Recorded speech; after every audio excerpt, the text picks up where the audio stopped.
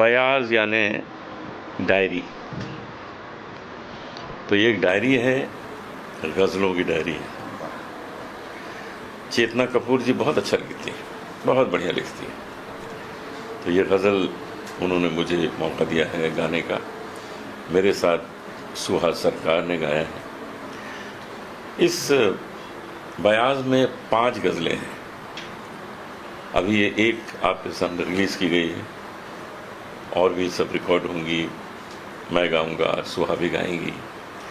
तो इस एल्बम को पूरा जो 5 गाने हैं वो धीरे धीरे आप सुनेंगे एक एक करके, क्योंकि अच्छा यही है कि एक एक हज़म करिए, उसके बाद दूसरा आ जाए। तो इस रिलीज़ के लिए मुझे बहुत खुशी है।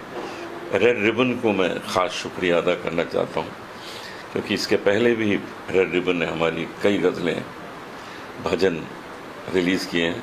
और एक और इंटरेस्टिंग बात बताऊं कि एक गज़ल मैंने कंपोज की थी अरिजीत सिंह के लिए, वो भी रेड रिबन से रिलीज़ हुई है, और वो मिलियंस में लोगों ने सुनी है और उसका लोग आनंद लेते हैं। तो मुझे विश्वास है कि बयाज भी करोड़ों लोग सुनेंगे और इसका लुत्फ़ उठाएंगे। अनुज जी, गज़ल का दौर फिर शुरू हो चुका है, फिर आ चुका है? बहुत ज़ोरों में हो गया। मैं कल ही लौटा हूँ ऑस्ट्रेलिया से। वहाँ हमारे 3 कॉन्सर्ट्स थे, मैं और तलत अजीज़ दोनों थे। हमने वहाँ सिडनी ओपेरा हाउस में गाया, जो बहुत ही प्रेस्टीजियस वहाँ का थिएटर है, और 3 एल्बम वहाँ हमने रिकॉर्ड भी किए हैं, अपने गज़लें रिकॉर्ड की हैं। तो सारा कुछ आपके सामने बहुत जल्दी रिलीज़ होगा।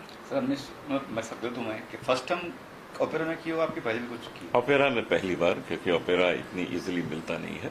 लेकिन इसके पहले मैं बाकी जो दुनिया के बड़े बड़े हॉल हैं, एल्बर्ट हॉल है, वेम्बली हॉल है, मेडिसन स्क्वायर गार्डन है, सब जगह कर चुका हूँ। ये रह गया था, ये भी हो गया। कैसा रहा एक्सपीरियंस ओपेरा? बहुत अच्छा, बहुत कमाल का ऑडिटोरियम है। उसका किराया ही 1 करोड़ रुपए है। जी जी जी। वो वहाँ पे उसको बुक करना ही बहुत मुश्किल काम है।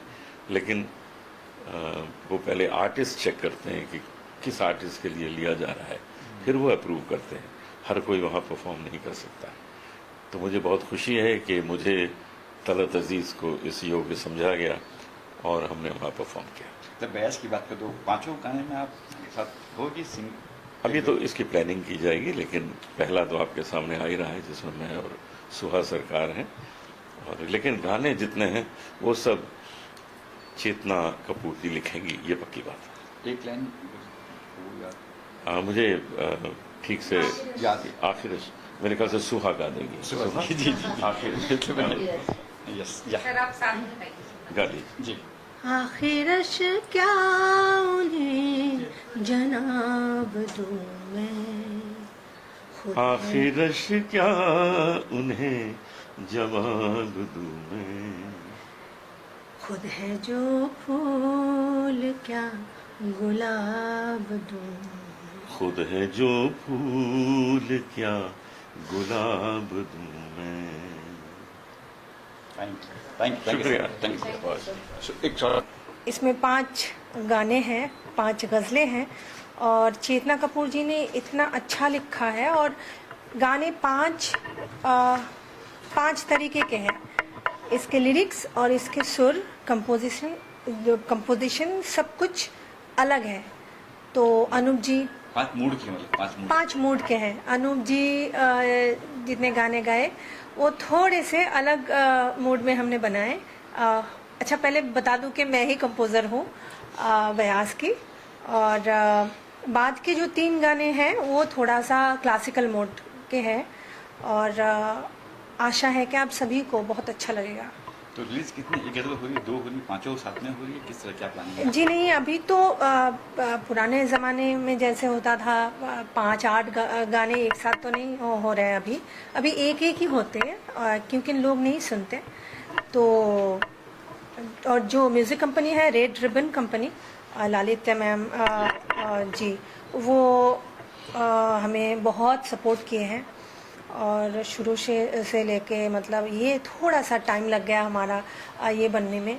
तो वो पूरी तरह से वो और उनकी टीम बहुत हमें सपोर्ट किए हैं, और आज भी वो वही उन्होंने ही सजेस्ट किया कि एक गाने हम रिलीज़ करते हैं, और ताकि सब लोगों तक ये पहुँचे और अच्छे से लोग सुन पाए।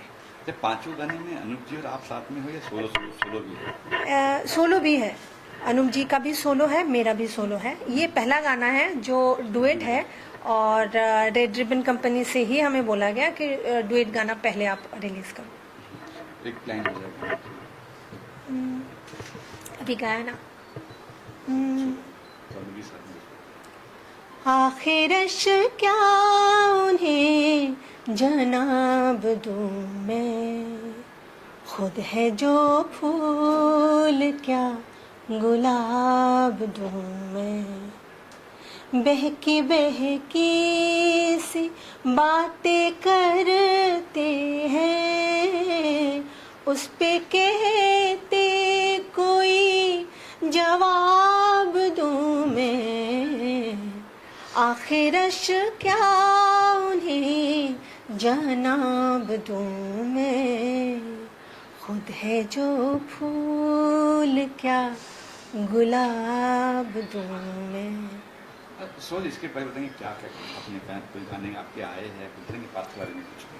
जी मैं बंगाली हूँ और कोलकाता से आई हूँ, तो आप सभी को पता है वहाँ पे तो घर घर में गाना सीखने का वो है।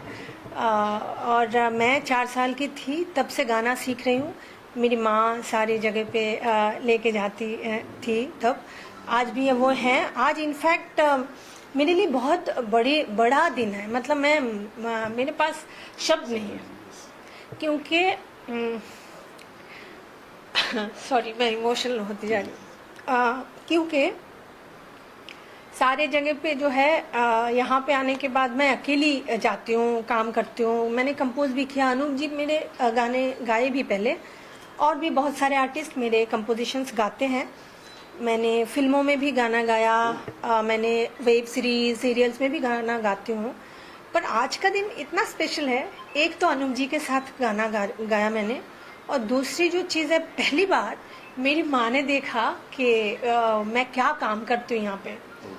और एक तो उनको हिंदी समझ में नहीं आती है, और मतलब बोलना तो दूर की बात, पर यहाँ पे आके उनका जो मैं जो फील कर रही हूँ इमोशन, तो इससे बढ़कर मेरे लिए और कुछ नहीं हो सकता।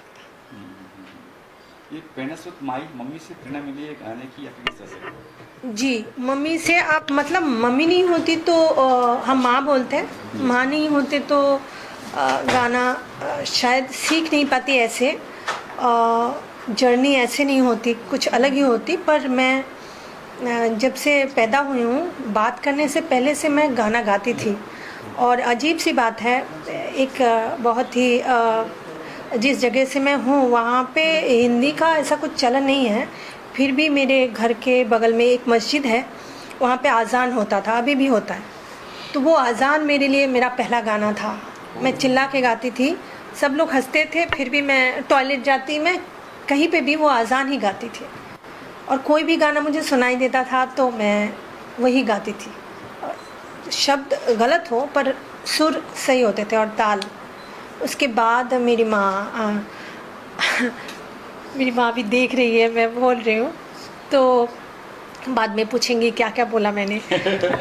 तो हाँ, तो उसके बाद मेरी माँ मुझे लेके गई सिखाने के लिए। तब मेरी हारमोनियम में मेरा हाथ भी नहीं जाता था, तो मेरी माँ बजाती थी। तो ये है मेरी जर्नी। वहाँ पे मैंने मास्टर्स किया म्यूज़िक में, भजन और क्लासिकल सब कुछ सीखा। मास्टर्स मैंने क्लासिकल में ही किया। यहाँ पे आने के बाद 2006 से मैं उस्ताद गुलाम अली खान साहब के पास मुझे सीखने का मौका मिला। 6 साल उनके पास सीखा मैंने। उसके बाद रीता गांगुली जी के पास मैंने सीखा, जो कि बेगम अख्तर जी की शागिर्द हैं। उसके बाद पटना में सीताराम सिंह जी हैं, उनके पास भी मुझे सीखने का मौका मिला। यहाँ पे आने के बाद मैं संपर्क में आई अनूप जी की। अनूप जी से इतना प्रेरणा मिली मुझे, वो सिर्फ गाना सीखने में नहीं और भी जीवन दर्शन में। तो वो अनूप जी मेरे लिए पारस जैसे हैं। मतलब मुझे लगता है वो ऐसे पारस है जिनको भी छू लेते हैं वो ना लोहे से सोना बन जाते हैं। तो मेरे लाइफ में सच में अनूप जी पारस है। तो अभी 5 तो गज़ल आ ही रही है, नॉट नेक्स्ट, इसके बाद कुछ प्लानिंग की हो कुछ? सर इसके बाद मेरे और भी गज़ल के एल्बम्स आ रहे हैं, गज़ल भजन के भी आ रहे हैं, सॉरी। हाँ, मैं बहुत मुझे बहुत अच्छा लगता है गज़ल भजन ये सब गाना। भजन और गज़ल दोनों के ही एल्बम्स आ रहे हैं, और इसके अलावा जो काम करती जा रही हूँ, काम करती मतलब मुझे करना है आगे, फिर देखते हैं कि आप लोग कितना सपोर्ट करते हैं मुझे और भगवान कितना सपोर्ट करते हैं।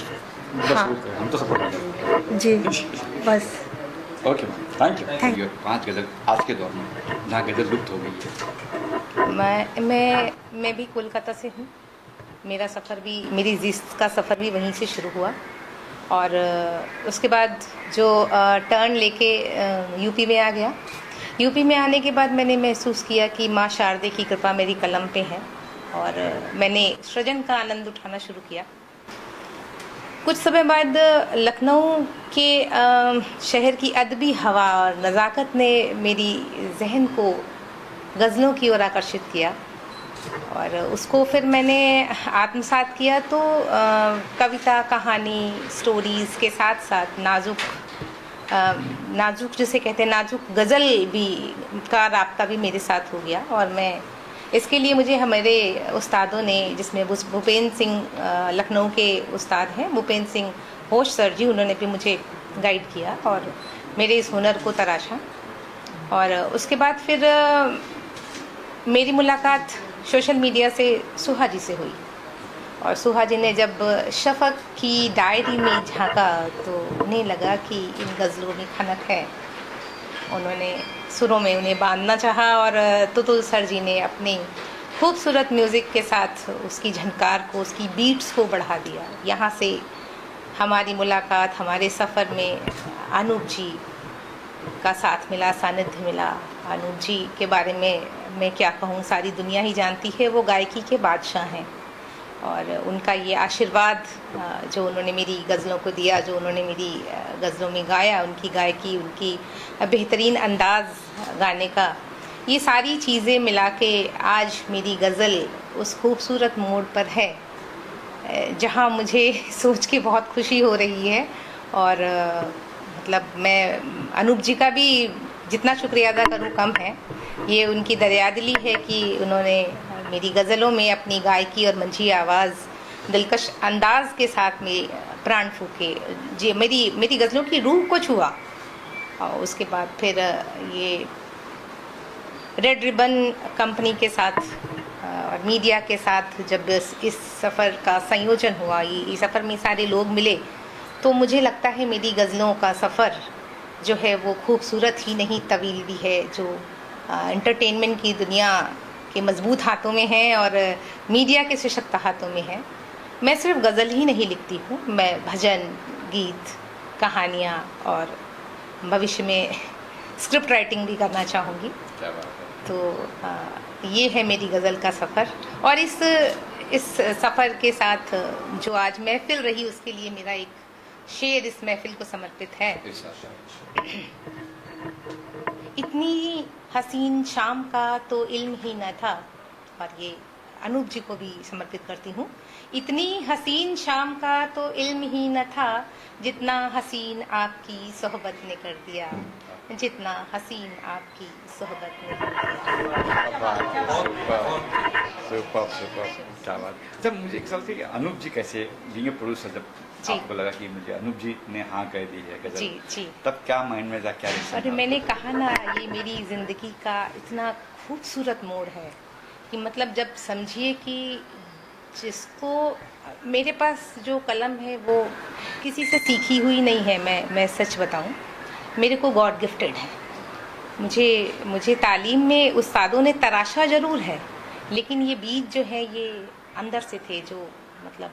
और मेरे लिए बड़ी खुशी की बात है कि आखिरश गज़ल जो है ये मेरी ज़िंदगी की वो गज़ल है जब मुझे गज़ल का ग भी नहीं आता था। मैंने ये गज़ल तब लिखी थी, और इस गज़ल को जैसे कहते हैं ना, अपना बच्चा या अपना सजन इंसान को बहुत प्रिय होता है, तो मैंने आज तक उसको संभाल के रखा। और आज देखिए यार, अनूप जी और सुहा सरकार की आवाज़ पाकर तो समझिए मतलब मेरी लाइफ में आज का दिन क्या मायने रखता है। I can't explain. अच्छा, ये तो हो गया, चलो शिवाजी सिंगर अनुप जी हो जी। गए, कंपोज भी शिवाजी ये। हाँ जी, हाँ जी। वो एक्चुअली मतलब कंपोजिंग करती ही हैं, तो और उन्होंने ही तो इन गज़लों में खनक को ढूंढा कि आप शफ़क़ की डायरी, एक्चुअली ये बयाज़े शफ़क़ है, तो मेरा उपनाम शफ़क़ है, तो ये बयाज़े शफ़क़ से निकले हुए शब्द हैं, तो जिनको जो है शफ़क़ की बयाज़ है, ये जैसे कुछ गज़लें चुनी हैं और कोशिश की है हमने कि सबका मिजाज अलग हो, क्योंकि दुनिया बहुत बड़ी है और सबका अपना अपना टेस्ट है, तो एक ही टाइप की गज़ल हमने पांचों अलग रूप, पांचों अलग तरह की हैं, बिल्कुल हर बार एक नया रूप आपको मिलेगा, हर बार एक नए तबके को, एक नए मतलब ग्रुप को टच करती हुई वो गज़ल होगी। लेकिन आज के दौर में जहाँ गज़ल लुप्त हो गई, वहाँ आपने गज़ल को नहीं, गज़ल लुप्त नहीं हुई है। देखिए आज का इंसान भी ना वो भड़काऊ म्यूज़िक से थोड़ा सॉफ्ट म्यूज़िक की ओर जाना चाहता है, पर वो सर्व नहीं होगा तो कहाँ से आप उसके साथ में लोगों को कनेक्ट कर पाएंगे। जब आएगा ही नहीं वो, तो फिर जी। कैसे आप उस चीज़ के साथ में न्याय कर पाएंगे। आप ये गज़ल कभी जा ही नहीं सकती। मतलब इतने अच्छे अच्छे गायक हुए हैं, हमारे नाम हम उनका नाम ले, जगजीत सिंह जी ने जो एक बार प्राण फूंक दिए हैं, उसके बाद से गज़ल तो जिंदा ही रहेगी, और उनको कैरी कर रहे हैं आगे अनूप सर और तलत अजीज, चंदन दास, बहुत सारे नाम हैं हमारे। बस ये कड़ी में सुहाजी भी आ गई, कड़ी में सुहाजी भी आ रही। जी। तो आप भी सिंगिंग कभी कुछ कोशिश? नहीं, मैं बाथरूम सिंगर बाहर नहीं गाती, ये काम सुहा को दिया हुआ है, बाहर मैंने, बाहर सुहा ही गाती है। Thank you so much.